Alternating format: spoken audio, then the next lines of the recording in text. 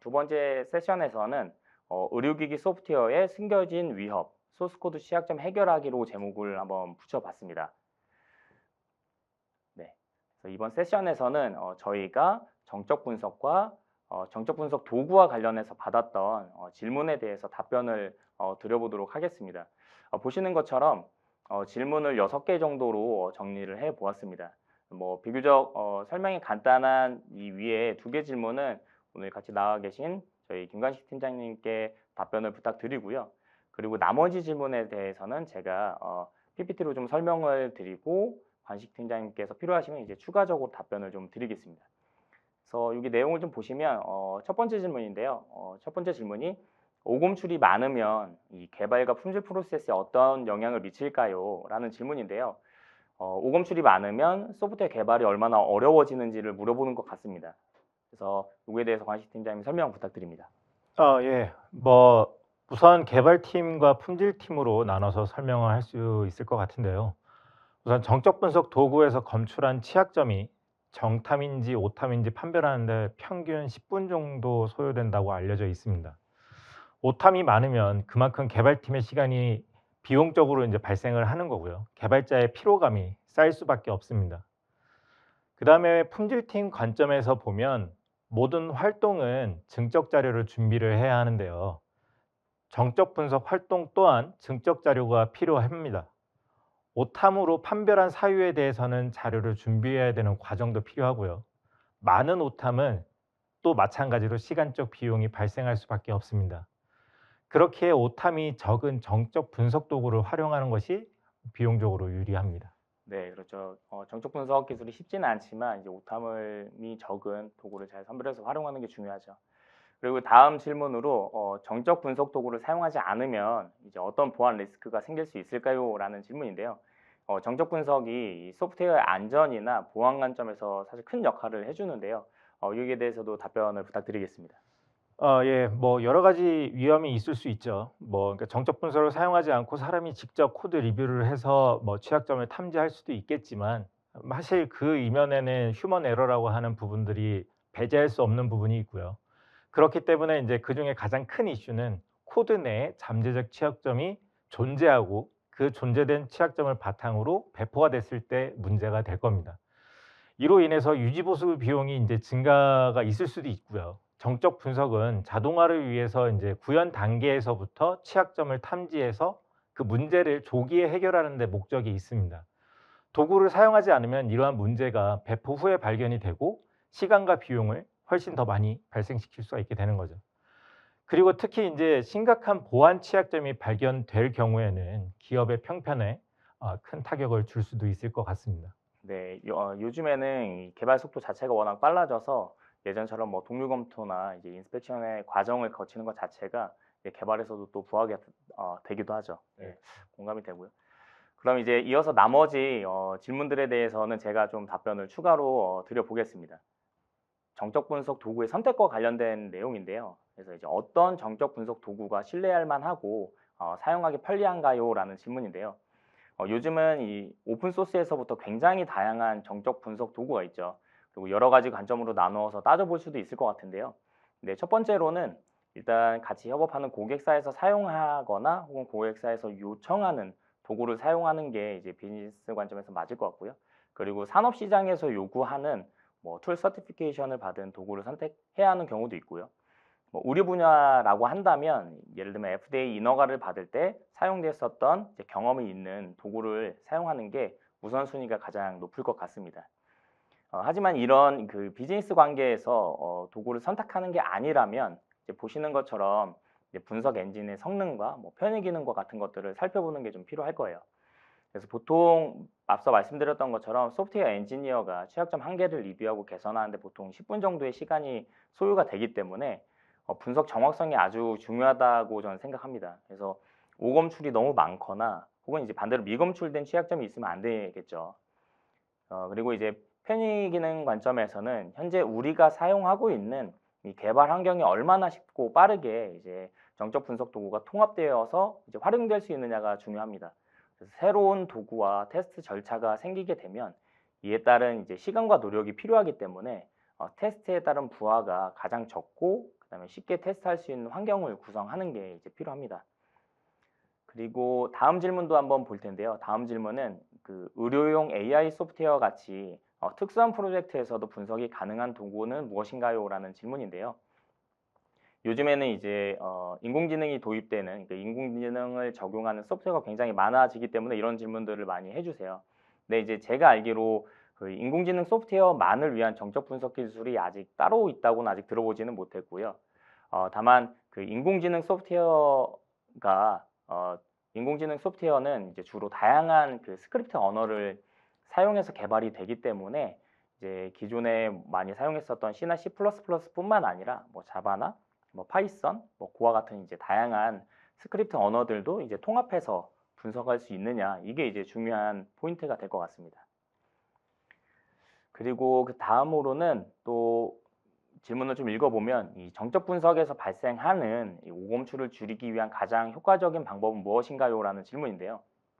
이 질문은 정적 분석의 정확성을 어떻게 하면 높일 수 있나요?와 같은 질문이라고 생각합니다. 그래서 C나 C++ 언어를 기준으로 말씀을 좀 드려보면요. 이 정적 분석을 할 때 정적 분석 도구는 그 소스 코드의 컴파일 정보를 함께 이제 파싱하는 것부터 분석을 시작합니다.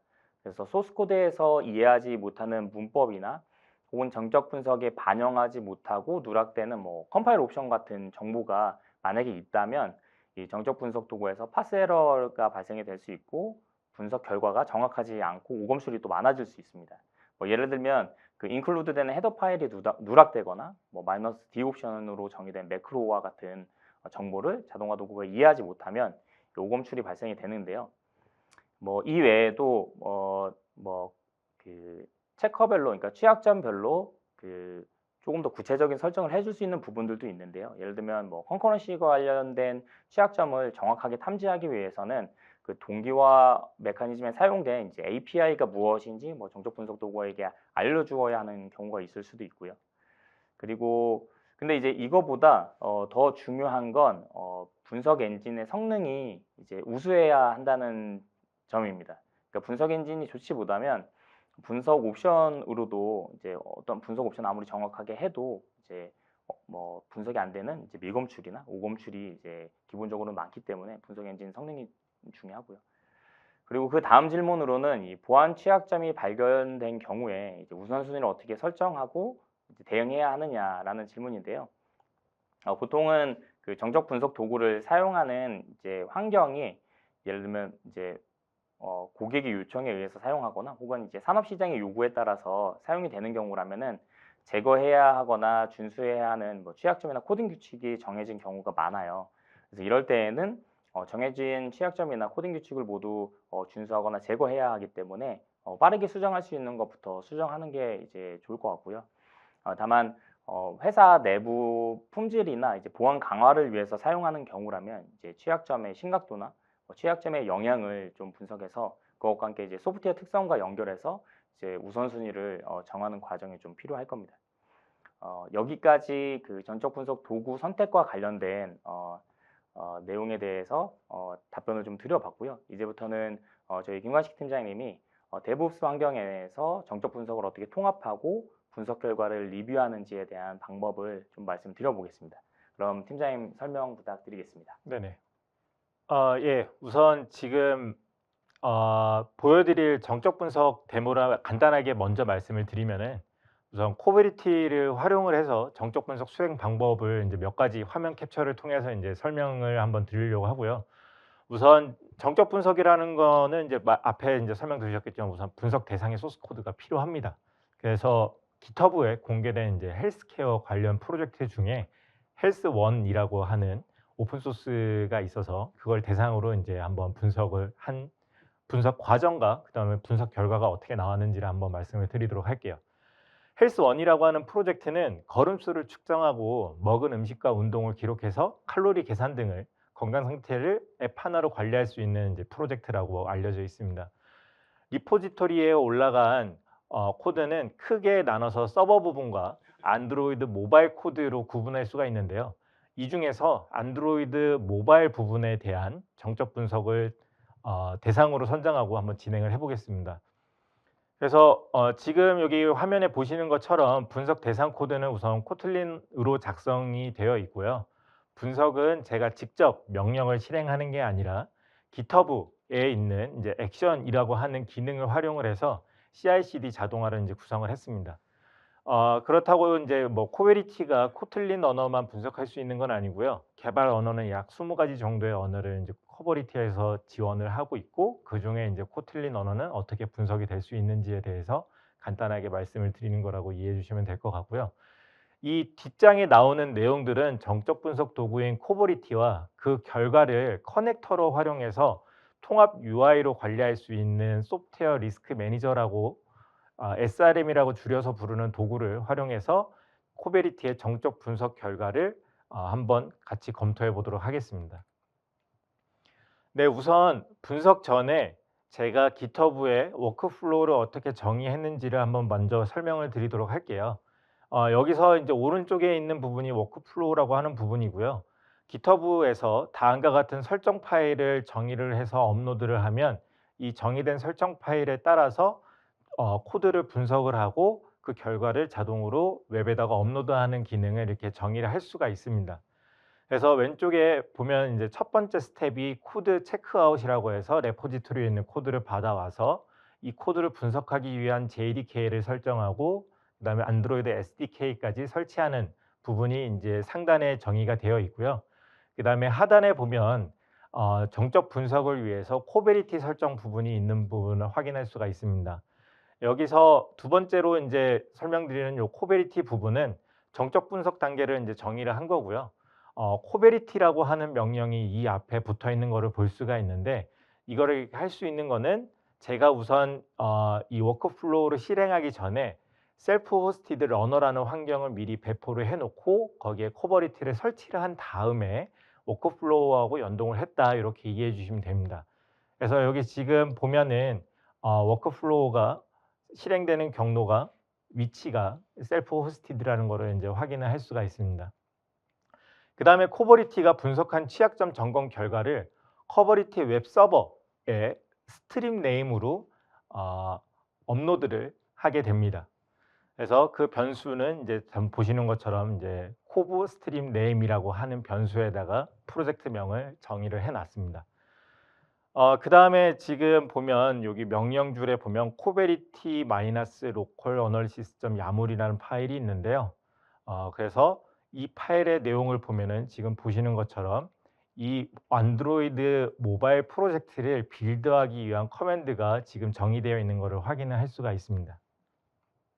그래서 이 워크플로우를 가지고 분석을 진행을 해 보면 지금 왼쪽에 보시는 것처럼 우선 초록색이 뜨게 되고, 그래서 문제가 없이 워크플로우가 잘 실행이 되면은 이런 초록색의 아이콘이 띄어지게 됩니다. 그래서 앞에 잠깐 간단하게 말씀드렸던 코베리티 로컬 어널리시스라는 설정 파일은 분석 대상인 안드로이드 어플리케이션의 빌드 명령을 설정을 했습니다. 그래서 이를 통해서 코버리티는 분석 과정에서 빌드 명령을 실행하고 그 빌드 과정에서 프로세스를 모니터링을 해서 분석 대상이 되는 코드의 목록과 분석 환경을 자동으로 설정하는 장점이 있고요. 그래서 액션 실행 결과 문제없이 완료된 것을 확인할 수 있었고, 그 과정에서 총 340개의 파일이 식별된 것을 확인할 수가 있습니다. 그리고 그 속에서 한 열 몇 가지 정도의 취약점이 탐지가 된 것을 확인할 수도 있었죠. 그래서 이 모든 분석 단계가 완료가 되면 코버리티는 자동으로 분석 결과를 코버리티 웹 서버에 커밋을 하게 됩니다. 자, 그래서 이제 그 분석 결과가 다음과 같이 이제 화면으로 보이게 되는데요. 보이는 캡처 화면은 아까 앞서 잠깐 언급했던 SRM이라고 부르는 제품의 화면입니다. 그래서 코버리티 웹 서버에 커밋된 분석 결과를 자동으로 연동을 해서 SRM에서 그 결과를 가져와서 이렇게 정적 분석 결과를 확인할 수 있는 거죠. 커버리티에서 제공하는 정보를 대부분 동일하게 확인할 수 있는데요. SRM은 뭐 코베리티뿐만이 아니라 연동되는 도구 수만 한 약 130가지 정도가 되고요. 여러 가지 커넥터들을 제공을 하고 있습니다. 그래서 여기에는 이제 뭐 상용 도구도 있고 오픈 소스 프로젝트도 연결을 할 수가 있고요. 여러 가지 결과를 동일한 룩 앤 필로 볼 수가 있는 장점이 있습니다. 여기에서 코베리티와 같은 정적 분석 도구를 연동할 수가 있고요. 또는 이제 넥서스와 같은 인프라 취약점 스캔 도구 결과 또한 연결해서 SRM에서 결과를 볼 수가 있습니다. 그래서 SRM에서 프로젝트를 생성하고 지금 현재 블랙덕과 코버리티의 결과를 연결하면 화면과 같은 결과를 볼 수가 있는데요. 그래서 여기 지금 보시는 설정한 툴 종류라고 하는 항목에 보면 코베리티하고 블랙덕이 지금 같이 있는데 코베리티만 체크가 되어 있는 걸 확인할 수가 있습니다. 그래서 지금 현재 이 프로젝트에는 블랙덕과 코베리티의 모든 결과가 다 업로드가 돼서 볼 수 있지만 지금 제가 코베리티만 선택을 했다 이렇게 보시면 될 것 같아요. 그 다음에 이제 취약점 종류와 파일명 등 분석 결과를 테이블 형태로 지금 이렇게 보실 수가 있고요. 이 중에 각 취약점마다 아이디 앞에 빨간색, 주황색, 노란색으로 이렇게 표기한 부분들을 이제 확인을 할 수가 있습니다. 여기는 이제 실제 문제가 발생했을 때 그 시스템의 영향도에 따라서 하이, 미디엄, 로우 수준의 심각도를 표기한 거라고 이해해 주시면 되고요. 이 정보를 활용해서 먼저 수정에 필요한 취약점을 판별을 하고 그 결정한 우선순위에 따라서 코드를 수정하는 것이 보통 일반적인 접근 방식이 되겠습니다. 그 다음에 이제 더불어서 트리아지 기능을 제공을 하는데요. 검출한 취약점을 어떻게 처리할 것인지에 대한 정보를 설정하는 기능입니다. 여기서 말하는 처리는 예를 들자면 이제 뭐 매우 중요한 취약점이라 다른 어떤 취약점보다 먼저 수정해야 되는 것이 필요할 수도 있는데요. 특별히 처리하고자 하는 취약점이 있는 경우에 트리아지를 사용해서 그 정보를 공유하거나 태그 같은 개념으로 이제 사용할 수가 있습니다. 자세한 거는 뒷장에서 다시 한번 말씀을 드리도록 할게요. 그래서 취약점을 클릭을 해보면 다음과 같은 결과를 얻을 수가 있는데요. 우선 지금 제가 선택한 것은 리소스 릭이라고 하는 부분이고요. 여기서 보시는 것처럼 데이터 플로우라고 하는 부분에서 리소스를 생성하고 그 리소스를 할당하고 리소스를 클로즈하지 않고 그래서 메모리 릭이 발생하는 이벤트를 이제 순차적으로 확인할 수가 있습니다. 그 다음에 각각을 클릭을 하면은 그 이벤트에 상응하는 코드를 오른쪽에서 이렇게 보실 수도 있고요. 그래서 이 데이터 플로우를 참고해서 코드를 수정해서 반영하는 것이 일반적인 코드를 수정하는 흐름이 되겠습니다.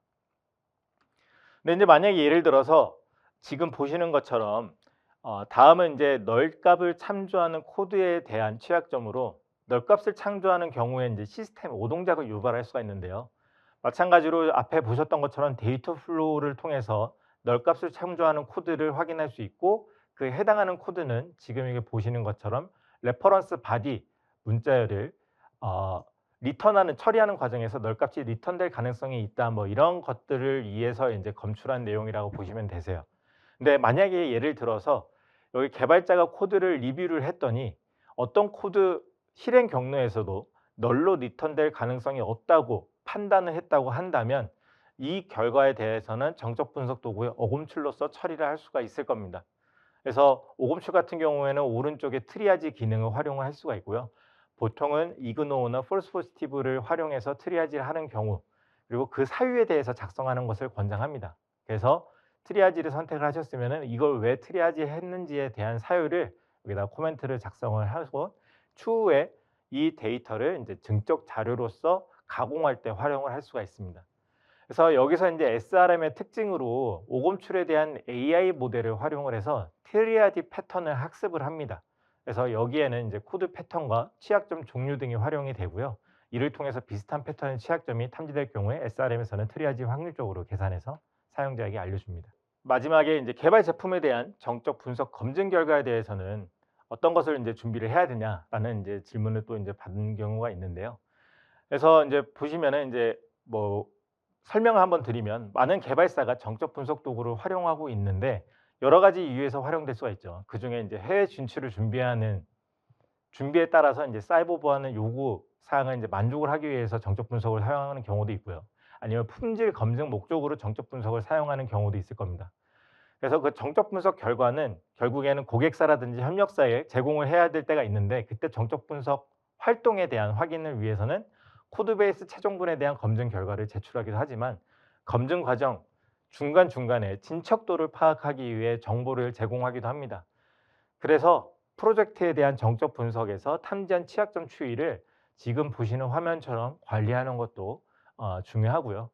그리고 이제 또한 이제 정적 분석 리포트에서 잔존한 뭐 취약점의 개수, 제거한 취약점의 개수에 대한 정보도 이제 들어가지만 트리아지를 했을 경우에 코드를 수정하지 않고 무시한 취약점에 대해서는 그 사유를 관리하는 것도 이제 중요합니다. 증적 자료를 준비해서 정적 분석 결과 리포트도 함께 제출을 해야 되는데 코버리티의 경우에는 트리아지 및 그 사유를 작성하면 리포트에 자동으로 포함을 하기도 하고요. 혹은 제이슨이나 엑셀 형태로 그 정보를 사용자의 요구에 따라서 추출할 수도 있습니다. 네, 그럼 여기까지 이제 두 번째 세션이 완료가 되었고요.